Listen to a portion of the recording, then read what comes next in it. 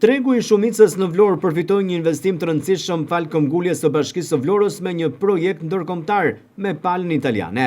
Ky projekt parashikoi riabilitimin e 3 godinave frigoriferike të këtij tregu, të cilat tashmë kanë standarde të larta. Drejtori i ri i tregut të Shumicës në Vlorë, Nestor Gavani, thekson se investimet nuk do të ndalen me kaq. Ai thotë se ka në plane një projekt të përgjithshëm, i cili do të përfshijë të gjithë tregun e Shumicës për të përmirësuar kushtet e të gjitha godinave. Gavani thekson për televizionin 6+1 Vlora se thuajse i gjithë territori i tregut e të gjitha godinat e tij janë tashmë të dhëna me qira dhe shfrytëzohen nga tregtarët. Para disa muajsh është mbyllur edhe një investim ku janë restauruar 3 godina në bashkëpunim me disa partnerë ndërkombëtar, bashkë edhe disa partnerë kombëtar. Do lobojmë që të restaurohen pothuajse që të gjitha godinat, edhe pse janë funksionale janë.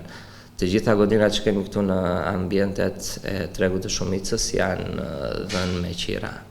Të nuk kemi asnjë godinë bosh për momentin. Drejtori i tregut të Shumicës në Vlorë flet edhe për kushtet që sipas tij janë përmirësuar ndjeshëm.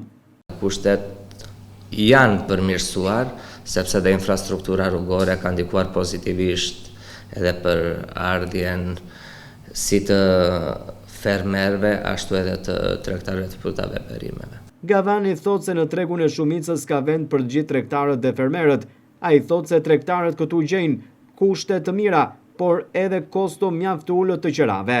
Në këto ditë kur në treg ka dalë edhe prodhimi vendas, çdo ditë rritet numri i fermerëve që kërkojnë të afrohen pranë tregut të Shumicës për të zhvilluar aktivitetin e tyre. Normale që këtu ka vend për të gjithë që të vinë të shesin brenda tregut të Shumicës. Ju ofrojmë të gjitha kushtet e nevojshme. Nuk ka ndryshime të taksave? Absolutisht, këtu janë çmime standarde. Godinat kanë një lloj çmimi, kurse ambientet e jashtme kanë një çmim tjetër, por që janë standarde të miratuara në bazë të Këshillit Mbikëqyrës. Pra tregtarët gjejnë të gjitha kushtet. Të gjitha kushtet, këtu nuk mungon asgjë.